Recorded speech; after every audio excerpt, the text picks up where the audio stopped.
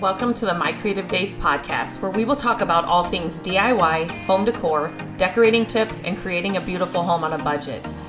I am hoping our time together will spark a creative idea, help you plan your next DIY, or inspire you to finally tackle that project you keep putting off. Grab your favorite cup of motivation and let's chat. Okay, happy Monday. These weeks are flying by.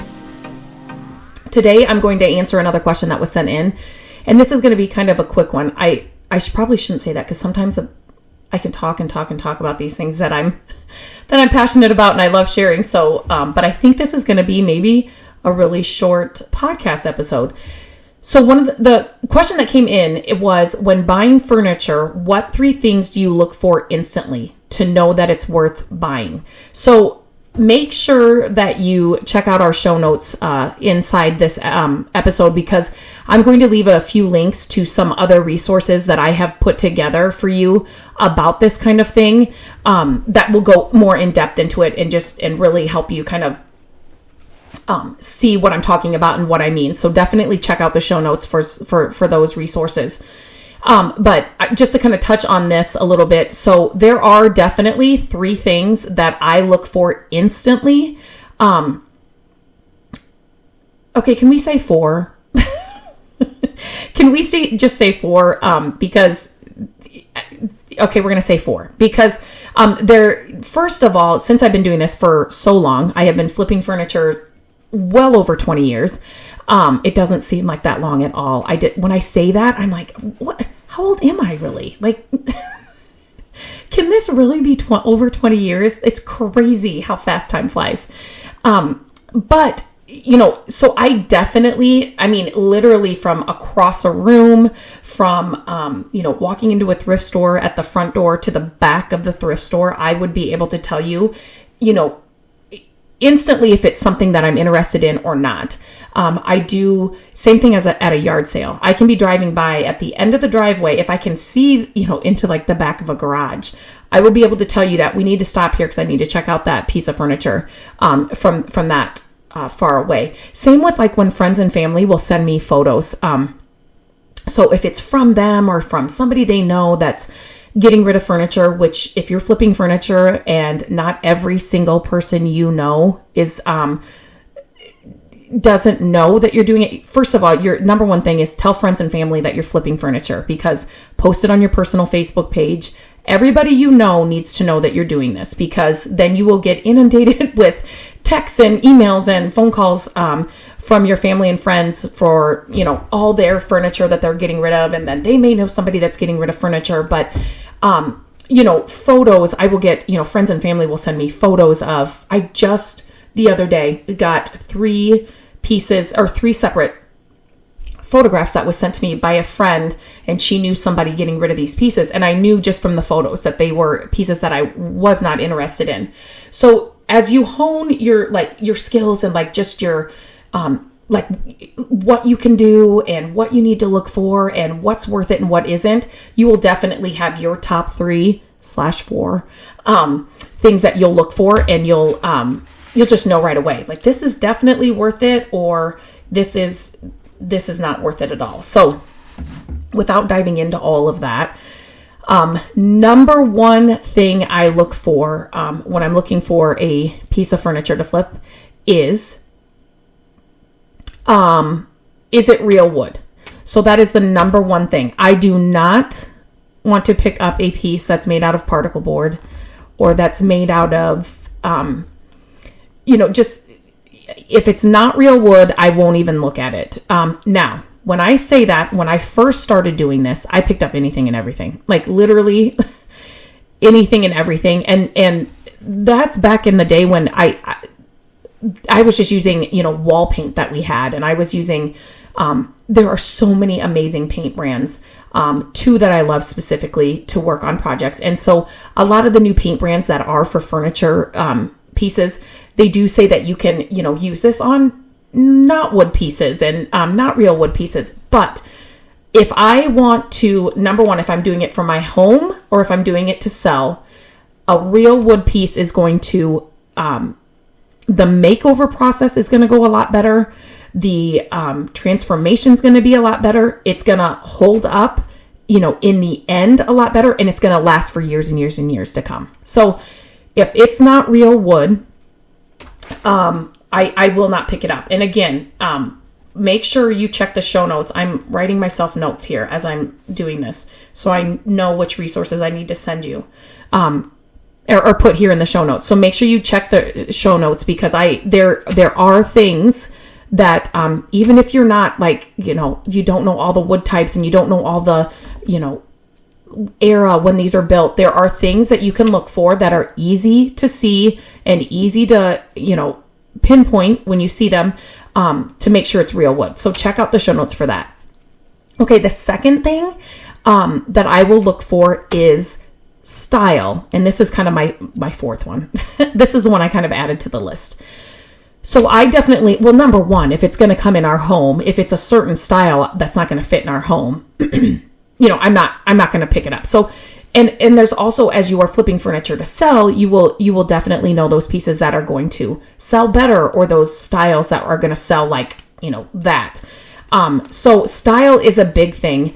And, recently I have found a couple of pieces, and I think I put them on my Facebook page. I posted them. They were just the craziest pieces of furniture I have ever seen. The handle placement was so weird, awkwardly weird, but you could tell it was the original hardware. I mean, they were just the ugliest pieces. I don't even know. I mean, they weren't mid-century modern. I mean, I don't know. They were just so wonky and so weird.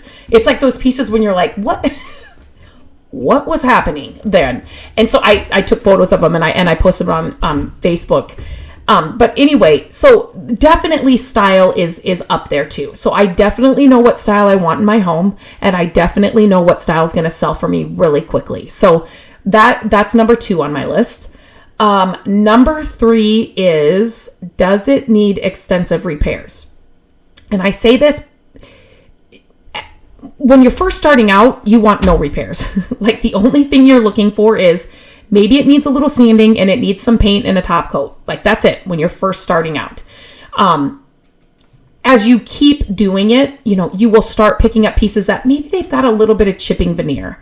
Maybe there's a little crack, in the top, the tabletop. Maybe there's a wood caster missing, off of a leg of something. You'll just start building up your skill set for different pieces, and can I just please tell you, go slow. Do not pick up a table and chairs that have busted, cracked legs. Don't do it. Let me just tell you right now, that is not a good piece to pick up, especially if you have not been doing this a long time. If you make sure you're opening all the drawers. Do they have the bottom and the sides of all of the drawers? And yes, we have picked up many pieces that it's just the drawer front that's on the dresser. So we've had to rebuild the entire drawer, if that makes sense. But somebody just starting out, we couldn't do that right in the beginning. We didn't even have the tools to do those kinds of projects. So we literally, Matt and I learned, and again, we started this out of necessity. So, and my dad's tools, literally, Matt did not even own a hammer, you guys, when I met him. I'm not kidding. So he has come a long way, and I'm grateful and thankful for that every single day. I mean, we have the most fun with our DIY projects, and we always say, what would we be doing, or how would our lives look different, without this? And him coming from a place that didn't have any of that in his life. I grew up with it, right? My dad did it all my life. So, but anyway, so you just want to make sure it doesn't need extensive repairs. But, as you keep doing it and as your skill set gets better and better, you'll be able to pick up more of those pieces. Now, if there's any missing or chipping veneer, I mean, granted, if it's soaked all the way through, or I wouldn't put that up, but missing or chipping veneer does not scare me at all. That's the least of my worries. I have 3 different ways that I like to fix, missing or chipped veneer depending on the piece. So that doesn't scare me at all. But in the beginning, I was like, oh my gosh, there's no way I can fix that. That piece needs to go to the landfill. There's just no hope for that piece. So that would be my third thing that I would look for. Extensive repairs. and just know your skill set. And then the last one I would look for would be price. So, obviously we all should have a price point, that we should be looking for when we are picking up furniture pieces or a budget. You need to stick to that. So I know, and I will spend more on a piece that I'm going to bring into my house, depending on what it is, our house, use it over the years, than I will on a piece I'm going to flip to sell. So I have a budget for flipped pieces to sell, and I have a budget for what I need, what I'm going to use in our home.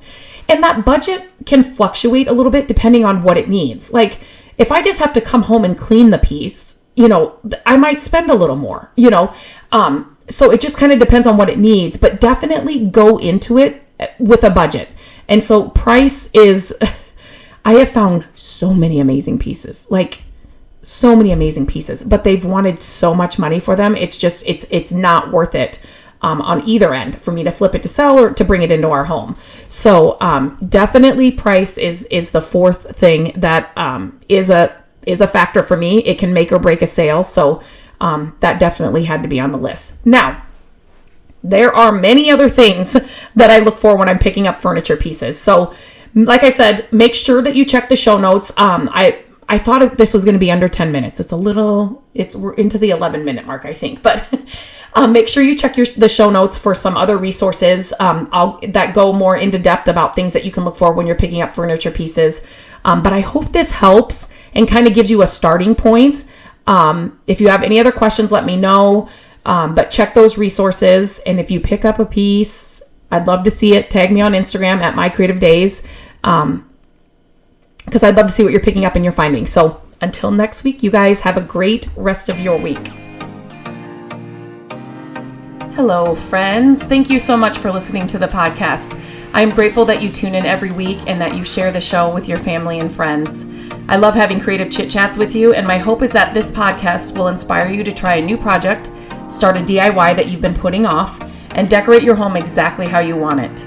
There are a few ways you can help us with the podcast. Follow the podcast so you don't miss an episode. And if you could take a few minutes to leave the podcast a review, that would help us so, so much. Again, thank you for being here, and I look forward to our chat next week. Bye-bye.